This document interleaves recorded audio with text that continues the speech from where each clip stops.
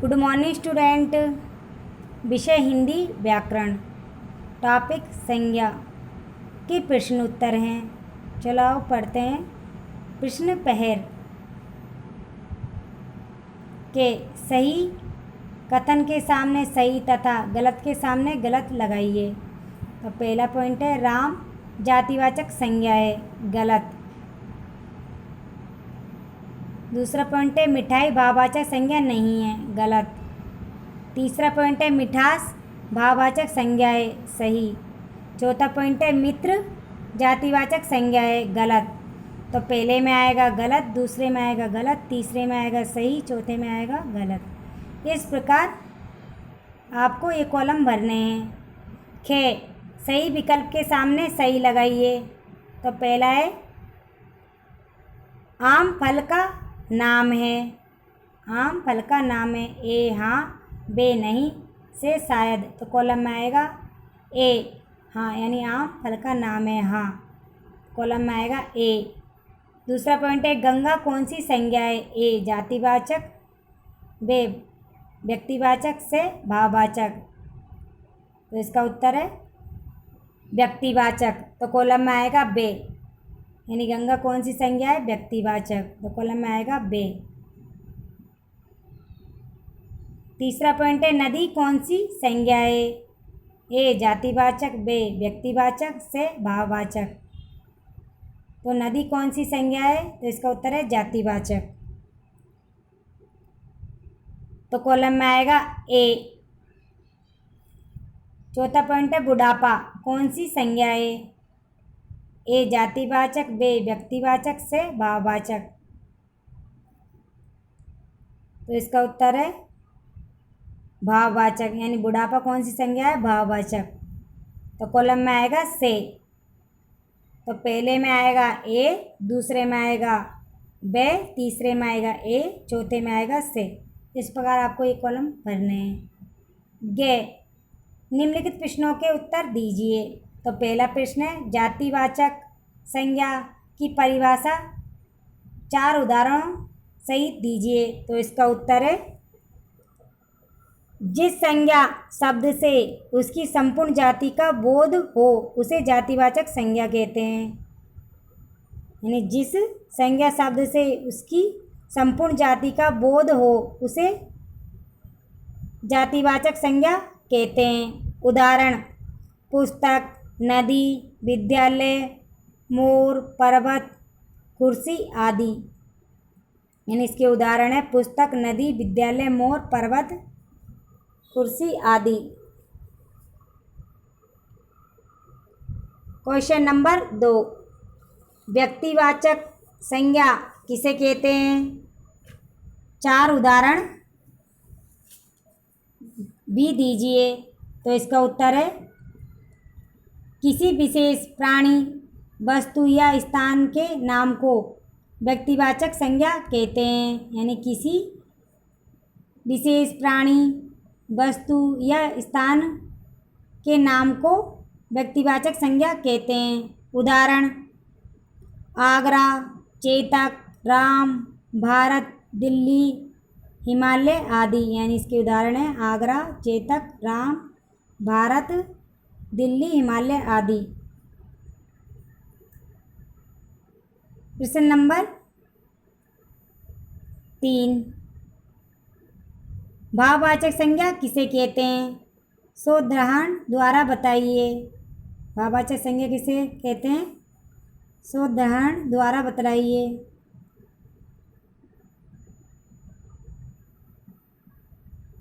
उत्तर जिस शब्द से किसी व्यक्ति या पदार्थ के भाव, दशा या स्थिति आदि का बोध हो उसे भाववाचक संज्ञा कहते हैं।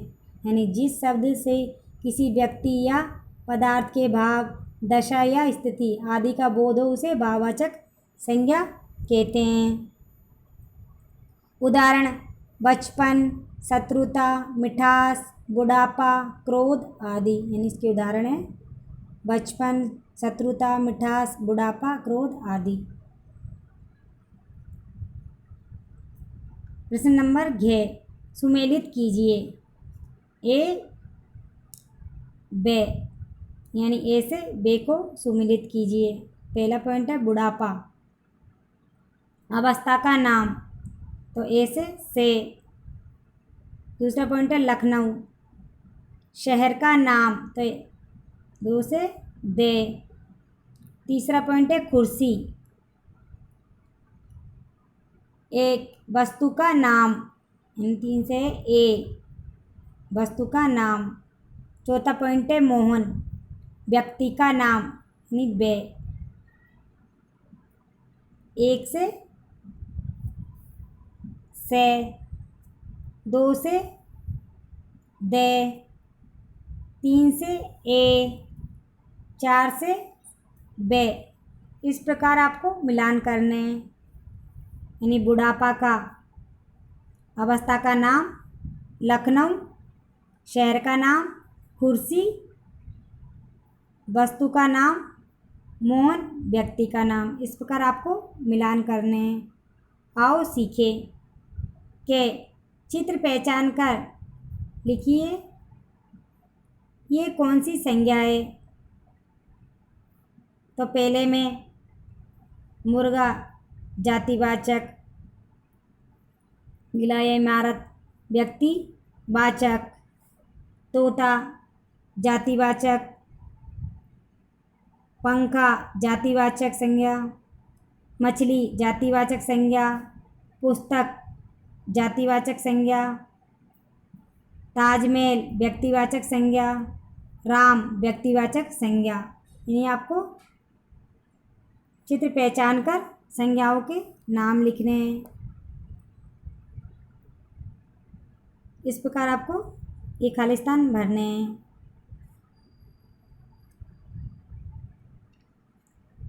खे इन शब्दों से भाववाचक संज्ञा बनाइए। यानी इन शब्दों से भाववाचक संज्ञा बनाइए। पहला है ऊंचा, तो भाववाचक संज्ञा होगी ऊंचाई। ऊंचा का ऊंचाई। दूसरा पॉइंट है लंबा, तो भाववाचक संज्ञा लंबाई। तीसरा पॉइंट है मीठा, तो भाववाचक संज्ञा होगा मिठास। चौथा है पॉइंट चौड़ा, तो इसका भाववाचक संज्ञा होगी चौड़ाई। तो पहले का ऊंचा का ऊंचाई, लंबा का लंबाई, मीठा का मिठास, चौड़ा का चौड़ाई। इस प्रकार आपको खालिस्तान भरने हैं। यानी पहले खालिस्तान में आएगा ऊंचाई, दूसरे में आएगा लंबाई, तीसरे में आएगा मिठास, चौथे में आएगा चौड़ाई। घे अपनी कक्षा में चारों ओर ध्यान से देखिए और अपने अध्यापक को बताइए कि वहाँ कौन कौन सी संज्ञा है। यानी आपको विद्यालय में चारों तरफ ध्यान से देखना है और अध्यापक को बताइए कि वहाँ कौन सी संज्ञा है। यानी जैसे आपको बताना है पुस्तक, कुर्सी, तो कौन सी संज्ञा है, तो जातिवाचक संज्ञा है। यानी पुस्तक और कुर्सी जातिवाचक संज्ञा है। जैसे राम, यमुना, ये व्यक्तिवाचक संज्ञा है। इस प्रकार आप संज्ञा जान सकते हो। घे अपने संज्ञा के भेद के बारे में क्या पढ़ा है, कक्षा में समझाइए। यानी आपने संज्ञा के भेद के बारे में क्या पढ़ा है, कक्षा में समझाइए। तो इसका उत्तर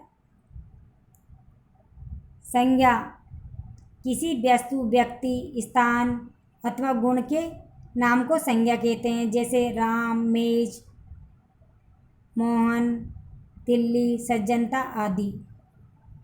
तो संज्ञा किसी वस्तु, व्यक्ति, स्थान अथवा गुण के नाम को संज्ञा कहते हैं। जैसे राम, मेज, मोहन, दिल्ली, सज्जनता आदि संज्ञा के उदाहरण हैं। संज्ञा के कितने भेद होते हैं, तो संज्ञा के 5 भेद होते हैं। पहला है जातिवाचक संज्ञा, दूसरा है व्यक्तिवाचक संज्ञा, तीसरा है भाववाचक संज्ञा, चौथा है समूहवाचक संज्ञा, पांचवा है द्रव्यवाचक संज्ञा। तो पहला है जातिवाचक संज्ञा। जिस संज्ञा शब्द से उसकी संपूर्ण जाति का बोध हो उसे जातिवाचक संज्ञा कहते हैं। यानी जिस संज्ञा शब्द से अपनी संपूर्ण जाति का बोध हो जातिवाचक संज्ञा कहते हैं। जैसे पुस्तक, मोर, नदी, विद्यालय, कुर्सी आदि इसके उदाहरण हैं। व्यक्तिवाचक संज्ञा किसी विशेष प्राणी, वस्तु या स्थान के नाम को व्यक्तिवाचक संज्ञा कहते हैं। यानी किसी विशेष प्राणी, वस्तु या स्थान के नाम को व्यक्तिवाचक संज्ञा कहते हैं। जैसे आगरा, दिल्ली, चेतक, राम, भारत, हिमालय आदि ये व्यक्तिवाचक के उदाहरण हैं। तीसरी है भाववाचक संज्ञा। भाववाचक संज्ञा जिस शब्द से किसी व्यक्ति या पदार्थ के भाव, दशा या स्थिति आदि का बोध हो उसे भाववाचक संज्ञा कहते हैं। यानी भाववाचक संज्ञा जिस शब्द से किसी व्यक्ति या पदार्थ के भाव, दशा या स्थिति आदि का बोध हो उसे भाववाचक संज्ञा कहते हैं। जैसे इसके उदाहरण है बचपन, मिठास, शत्रुता, बुढ़ापा, क्रोध आदि। चौथा भेद है समूहवाचक।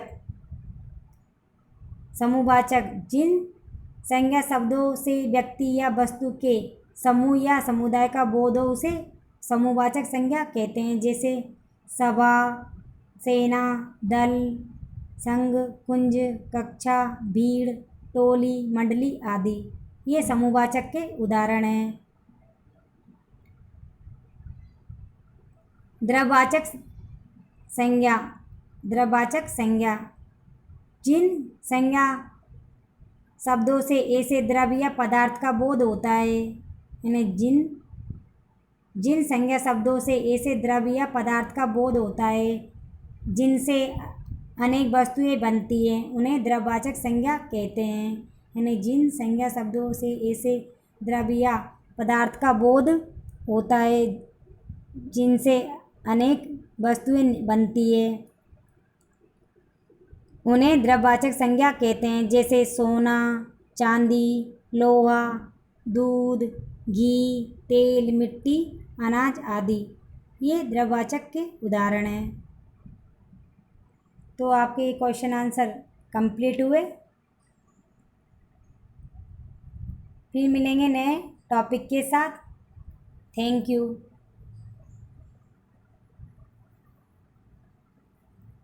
ये क्वेश्चन आंसर आपको अपनी कॉपी में लिखने भी है और याद भी करने हैं।